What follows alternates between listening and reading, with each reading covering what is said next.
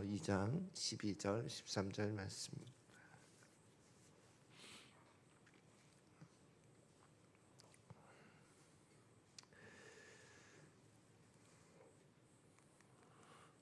함께 한 목소리로 합독하시겠습니다. 시작. 그러므로 나의 사랑하는 자들아, 너희가 나 있을 때뿐 아니라 더욱 지금 나 없을 때에도 항상 복종하여 두렵고 떨림으로 너희 구원을 이루라. 너희 안에서 행하시는 이는 하나님이시니 자기의 기쁘신 뜻을 위하여 너희에게 소원을 두고 행하게 하시나니. 아멘. 오늘은 성화를 이해하는 열쇠라는 제목으로 함께 말씀을 나누고자 합니다. 로마서 6장 14절 함께 읽겠습니다. 시작. 죄가 너희를 주장하지 못하리니 이는 너희가 법 아래 있지 아니하고 은혜 아래에 있음이라. 성화를 이해할 때는 먼저 거듭났다 하는 그 칭의가 기반이 되어야 합니다. 그래서 우리가 그 법 아래 있지 않고 은혜 아래 있다. 그 심판대에 섰을 때에 우리가 법 아래 있으면 그 누구도 구원받을 사람이 없잖아요. 그런데 예수 그리스도의 그 대속의 은혜로 우리가 구원을 받는다 하는 그 믿음 아래에서 신앙생활이 출발돼야 되는 거거든요. 그래서 제가 신앙의 초창기에는요, 나의 정체성이 거듭났다 하는 그 믿음의 경험이 있었지만 내 정체성은 죄인의 정체성이었어요. 그게 무슨 말이냐면 나는 죄인이니까 죄를 짓고 이렇게 살 수밖에 없지. 그래서 늘 죄인의 마음을 가지고 가다가 가끔 의인으로 돌아온다. 이런 정체성을 가지고 있었단 말이에요. 그러니까 내가 죄를 짓는 것은 죄인이니까 당연히 죄를 짓지.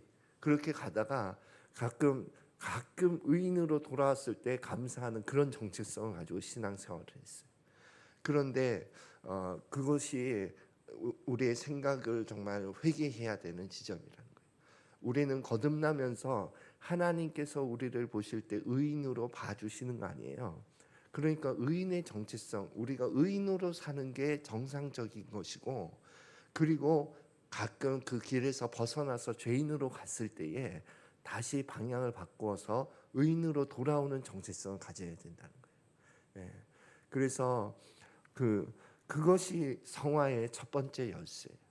내 정체성이 의인의 정체성을 가지고 가면서 벗어났을 때에 다시 의인의 길로 다시 돌아온다 하는 그 마음을 갖는 것이 첫 번째 성화의 열쇠가 된다고 생각이 됩니다. 그래서 우리의 그 변화되는 삶은 짧게 보아서는 잘 느껴지지 않을지라도 우리가 10년 혹은 20년을 되돌아보았을 때는 나의 여러 삶의 여러 부분에서 내가 이전의 삶과는 달라졌구나 하는 것을 살펴볼 수 있다면 우리가 주님 안에서 성화의 삶을 걸어가고 있다고 이해할 수가 있는 겁니다.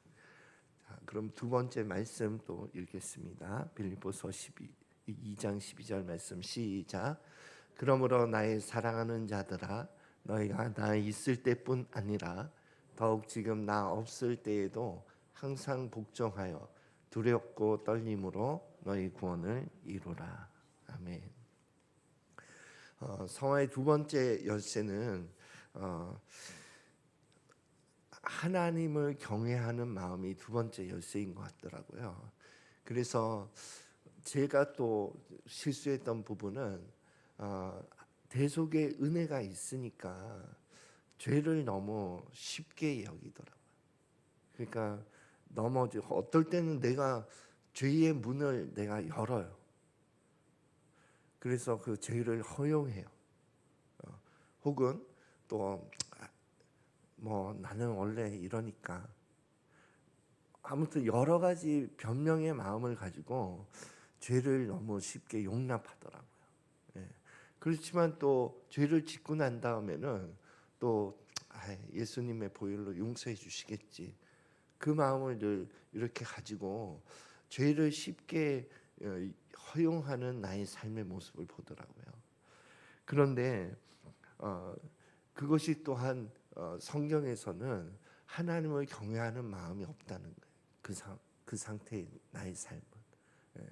내가 하나님 앞에서 또 심판대 앞에서 그 마음을 가지고 하나님 앞에서 살아가는 그것이 성화의 두 번째 열쇠가 된다는 것입니다. 그래서 우리의 마지막 날에는요, 부끄러운 구원이 있다는 거예요. 저는 부끄러운 구원이 뭐 하나님을 섬기고 사역을 잘 못하고 게으른 그런 부분으로만 이해했거든요. 그런데 부끄러운 구원은 성령의 열매와 관계에 있다고 여겨져요. 그래서 성령의 사랑과 온유와 인내와 절제와 충성감, 이런 9가지 열매의 모습이 나에게 정말 없을 때에, 그때 주님 앞에 섰을 때에 성도들 앞에서도 주님 앞에서도 부끄러울 것 같다 이거예요. 정말 내가 구원을 받았는지 구원을 받지 못했는지, 그것은 어쩌면 심판대 앞에서 가려질 수 있다고 생각해요. 나는 철석같이 구원 받았다고 내 스스로 믿고 있었는데 주님 앞에 섰을 때 아닐 수 있고, 이런 것들이 나는 하나님 앞에서 경외하는 마음을 갖는 마음의 태도라고 생각합니다. 그래서 늘 나의 부족함을 인정하고 주님 앞에서 마지막 심판 때에 부끄러운 구원을 받지 않기 위하여 걸어가는 그 길이 성화의 두 번째 열쇠라고 생각합니다. 또 마지막으로 세 번째 말씀 읽고 함께 보겠습니다. 함께 말씀 읽겠습니다. 시작. 너희 안에서 행하시는 이는 하나님이시니 자기의 기쁘신 뜻을 위하여 너희에게 소원을 두고 행하게 하시나니. 아멘. 세 번째 성화의 열쇠는 이 성화의 주체가 우리에게 있지 않고 성령 하나님께 있다는 것을 꼭 명심해야 돼요. 그렇지 않으면 나의 노력의 그 패턴을 가지고 율법의 함정에 빠지고 마는 것입니다. 그래서 우리를 신앙 안에서 거룩한 삶으로 인도하시는 분은 내 안에 계신 성령 하나님이시다. 그분은 어떠한 방식으로 우리를 변화시켜 가시냐 하면 마음에 소원을 두시고, 그리고 그 소원에 따라서 행할 수 있는 능력을 하나님께서 행하신다는 거예요. 그래서 뭐 적절한 비유를 찾다 보니 걸음마 비유가 있더라고요.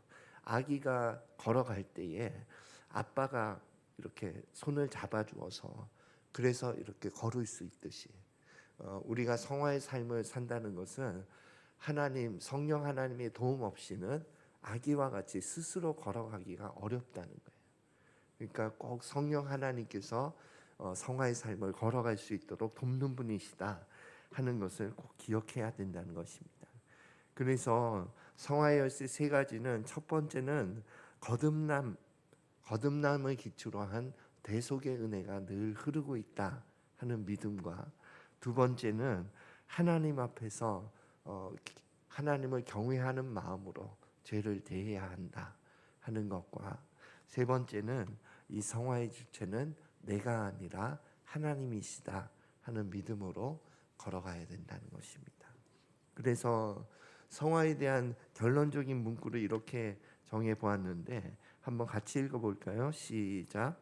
구원은 전적인 하나님의 은혜이지만 은혜 받은 자라면 반드시 거룩한 삶으로 응답합니다. 네, 이것이 우리가 성화를 걸어가는 삶의 결론이라고 이해됩니다. 저나 여러분이나 변화되는 삶을 하나님께서 마음의 소원으로 주셨으니 그분을 의지함으로 성화의 삶을 이루어가는 복된 삶을 걸어가시기를 예수 그리스도 이름으로 축원드립니다. 기도하겠습니다. 하나님 아버지, 우리를 구원하신 주님의 은혜를 다시 한번 기억합니다.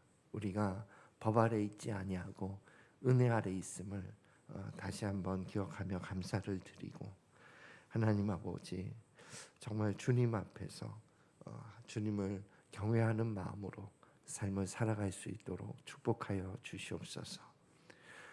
그래서 마지막 날 주님 앞에서 부끄러운 구원이 아니라 영광스러운 그러한 구원을 받을 수 있도록 하나님 축복하여 주시옵소서. 감사드리며 예수 그리스도 이름으로 기도드립니다.